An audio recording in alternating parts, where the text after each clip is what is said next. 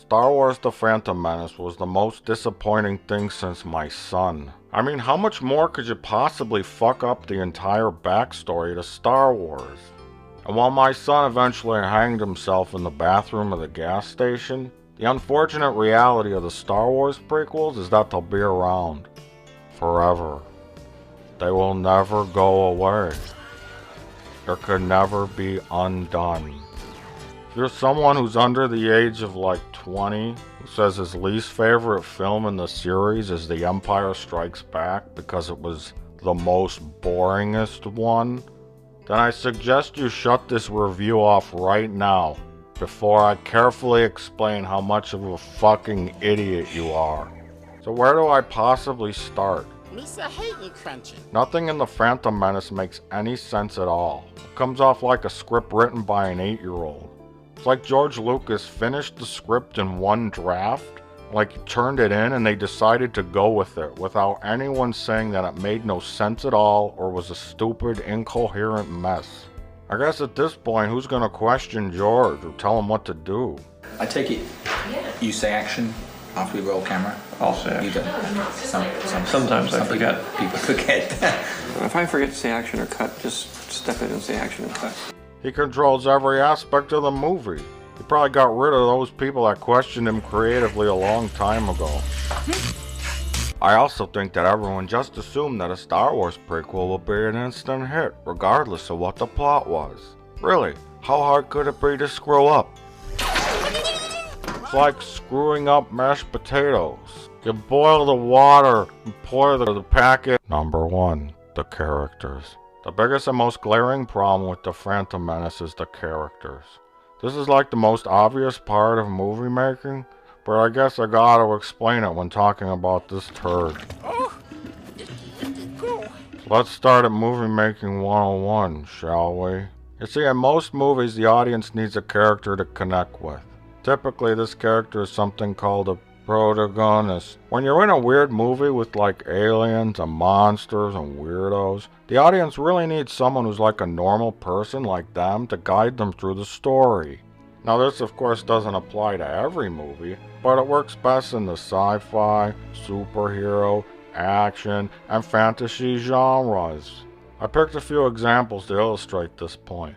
Marty McFly, John McClane, Billy Peltzer, Sarah Connor, Neo, Charlie Bucket, Peter Parker, Cliff Secord, Johnny Rico, Rocky Balboa, and Kevin Bacon. So in addition to being like an everyday kind of schlub, usually the protagonist is someone that's down on their luck,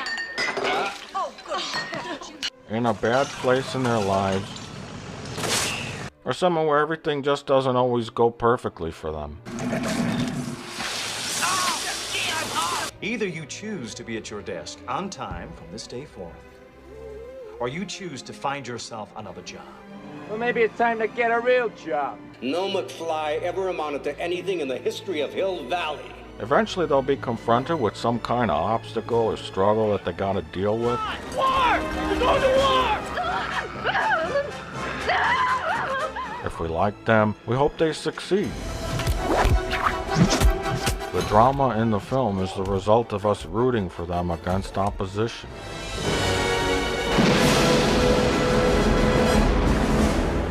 Go get him, kid. Eventually our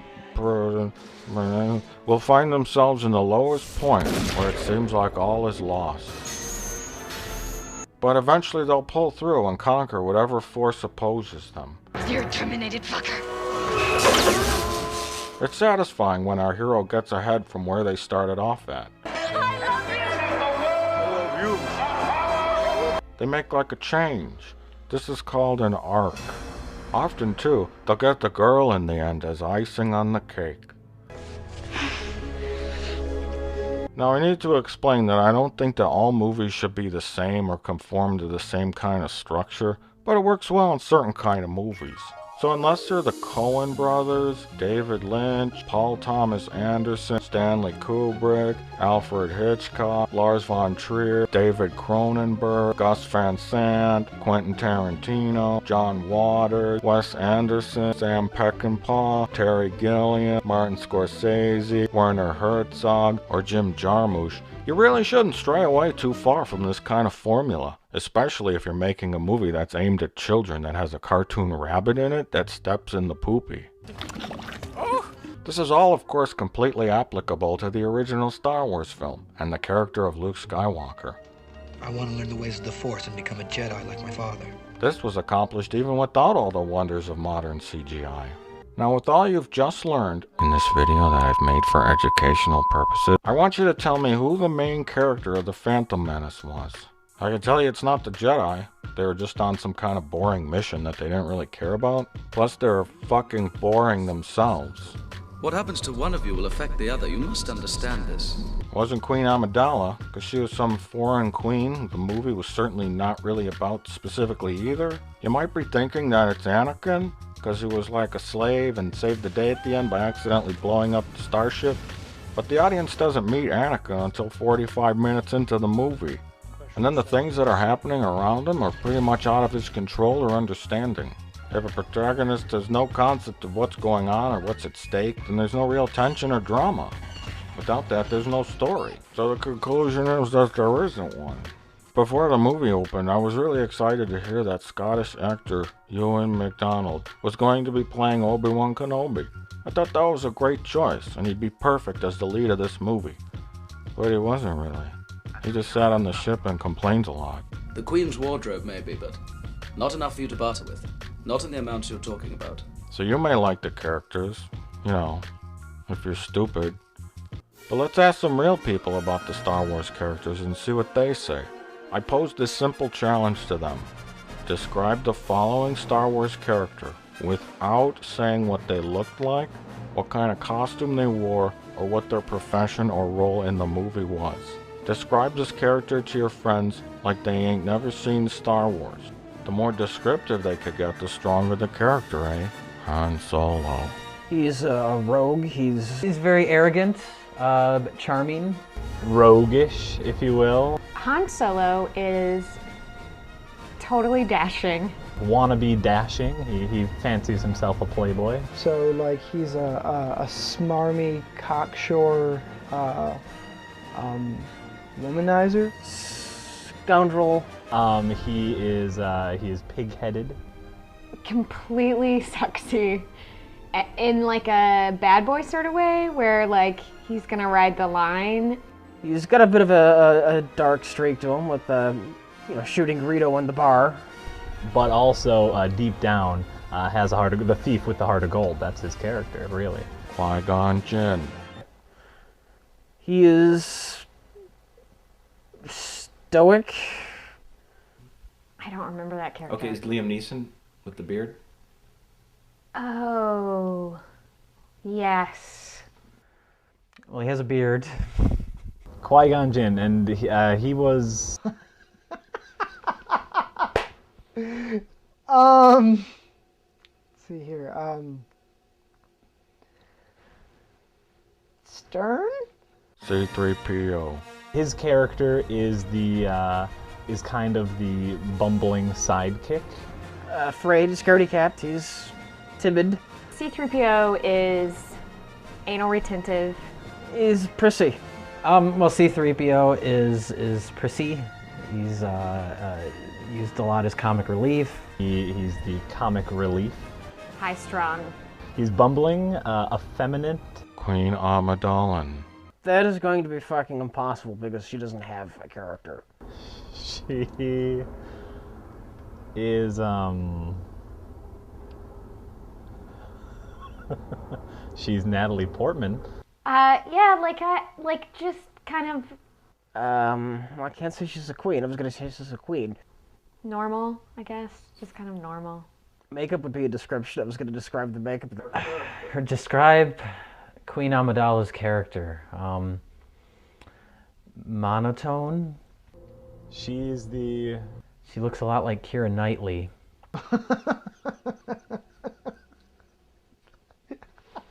can't answer that, you know it. So, She is... This is funny, by the way. I get it. Number 2. The story. The second biggest problem with the Phantom Menace is the whole story and the way it was told. It's almost mind-boggling how complex the awfulness is. From the very start of this movie, I could tell something was really wrong, just by the way it started. It opens with some boring pilot asking for permission to land on a ship that looks like a half-eaten donut with a donut hole in the middle. What the fuck is that? Then 2 cloaked figures walk into a room in a completely flat angle. They sit down in a conference room, drink tea, and wait to talk about a trade dispute with something that looks like my ex-wife. While they eventually do get to the ball-numbing, mindless action that the fanboys crave, I found myself utterly bored already. Compare this fecal matter to the opening of the original Star Wars.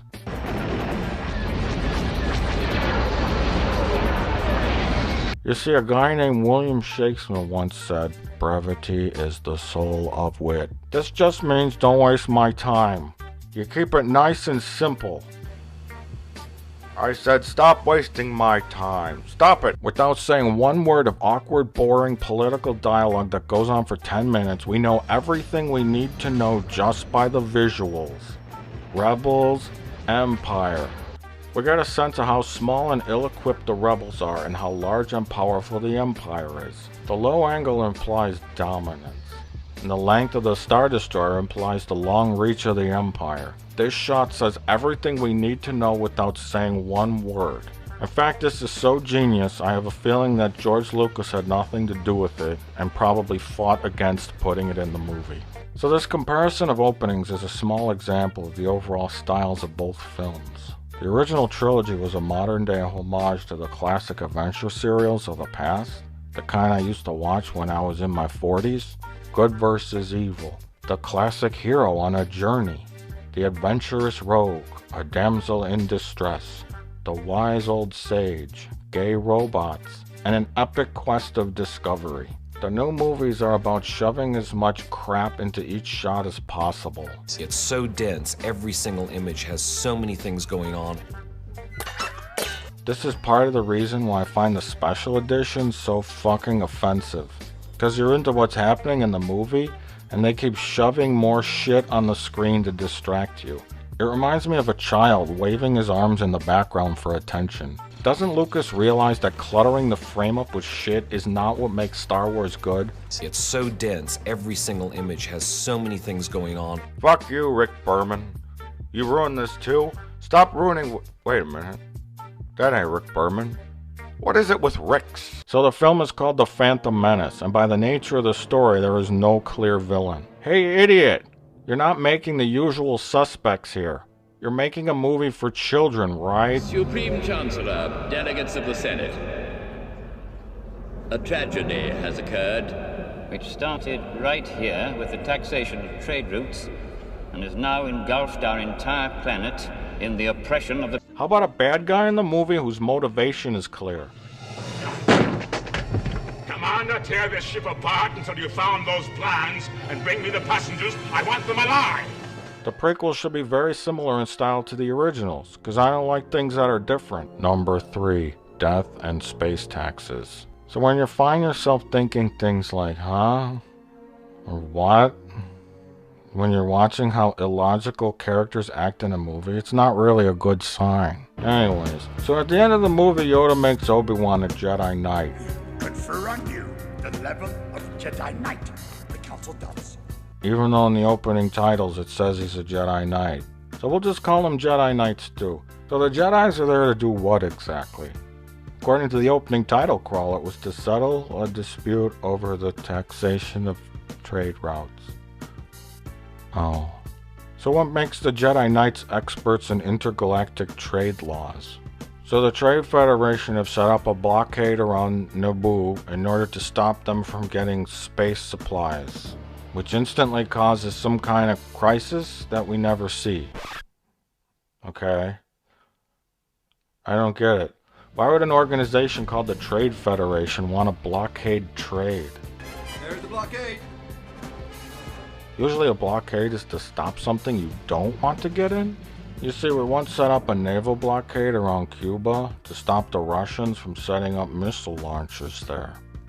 It was a little event you might have heard of. It wasn't a big deal, you know, but you might have heard of it. It was called World War I. Geez, you stupid people gotta learn your history right. So the Trade Federation were like merchants moving goods and services around the galaxy, then why did they seem more like a military with armies of robots? However, if they were like a bureaucracy that was in charge of overseeing and regulating trade routes, you'd think they'd be happy about the whole new space taxes.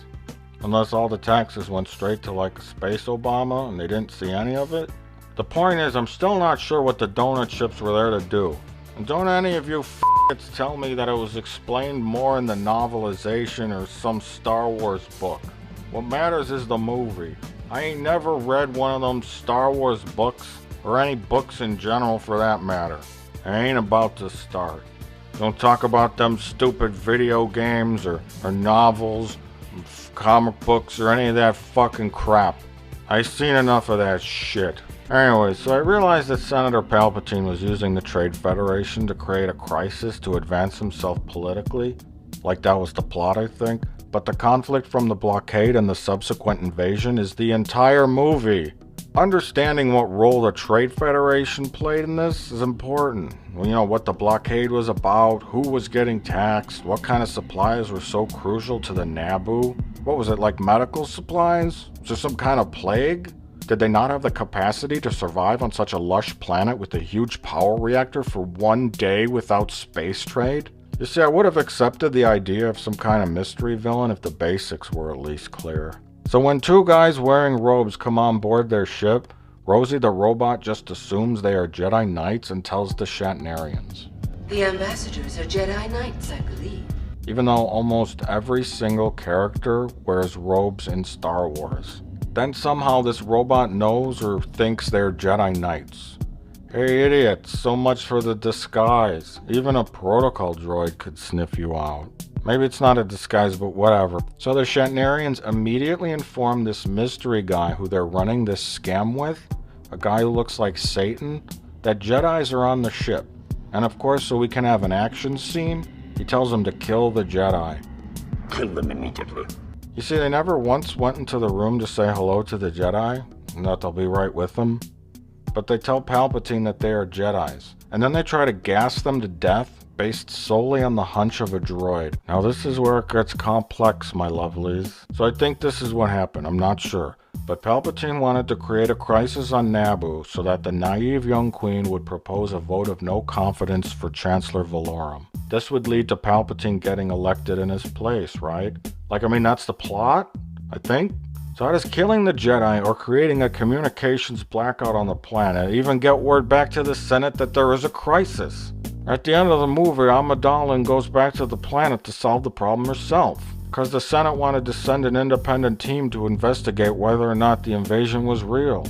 Will you defer your motion to allow a commission to explore the validity of your accusations? I guess the testimony of 2 Jedi Knights wasn't good enough. Those were the guys that Valorum trusted enough to settle the whole dispute in the first place? That don't make sense. So anyways, when the guys told Palpatine that Jedis were there, he should have said this. Tell the Jedi that there will be no negotiations. Tell them that you plan to invade the planet next, and then send them back to Coruscant to inform the Senate. Instead, he tells them to do the exact opposite of what will help his plan. Like he wanted her to sign the treaty, right? I want that treaty signed. He seemed really intent on having her sign the treaty to make the invasion legal. So what if she was like a total coward and then actually signed the treaty? Like right away? Then the crisis would be over and there'd be no need for a vote of no confidence. See what I mean? This sounding like an 8-year-old wrote it? So anyways, it's time to kill off the Jedi. Oh good. How do they go about it? Well, they start pumping in an obvious deadly white gas into the room. This alerts them to danger. Well, actually, blowing up their ship does.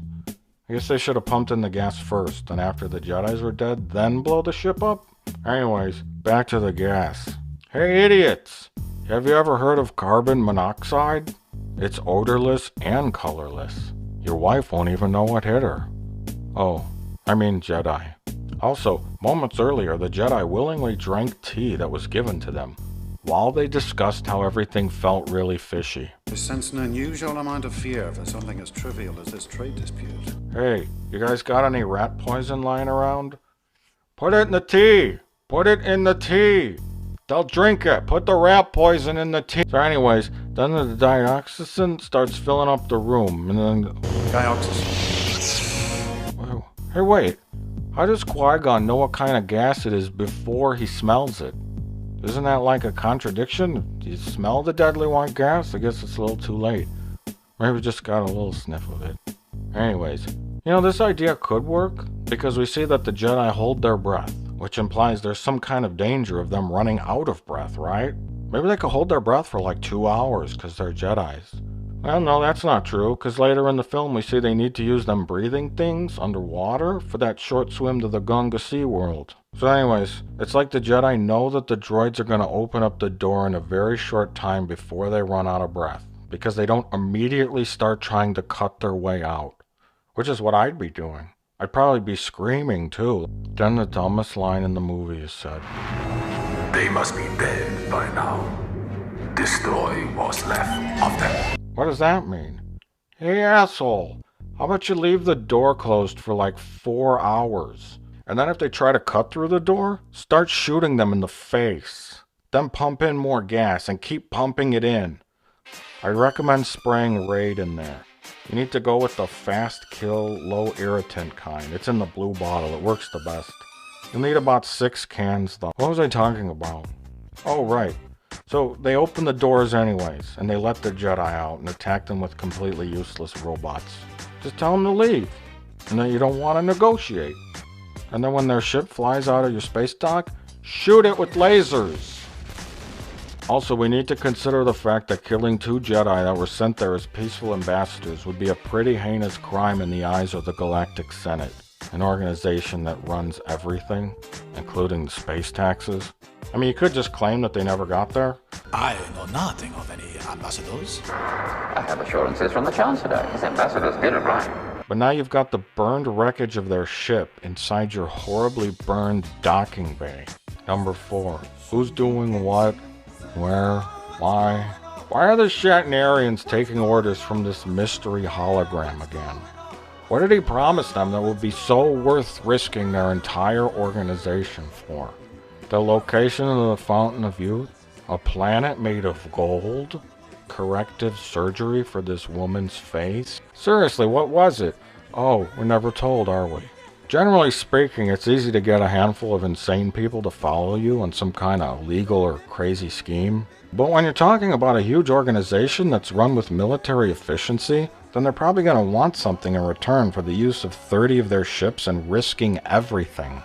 Darth Sidious can't really promise them future political favors because it would give away who he is.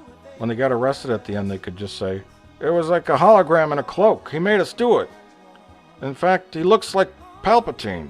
And he sounds like him too. We got the recordings of the hologram. You want to look at him?" I find it hard to believe that these guys never started pointing fingers after they got caught. Number 5. I can't put enough quotation marks around the word story, so I won't try. Sir, they've gone up the ventilation shaft. How do you know that? I said, how do you know that? Answer me, thing in the mouth face. What is that anyways? What, did you smoke too much? What's wrong with your face? Anyways, Obi-Wan and Qui-Gon, they end up in the hangar bay somehow, where the droid armies are being staged for an invasion. Why don't the Jedis just start fighting all of them? Then steal a ship and head back to Coruscant to tell the Galactic Senate what's going on?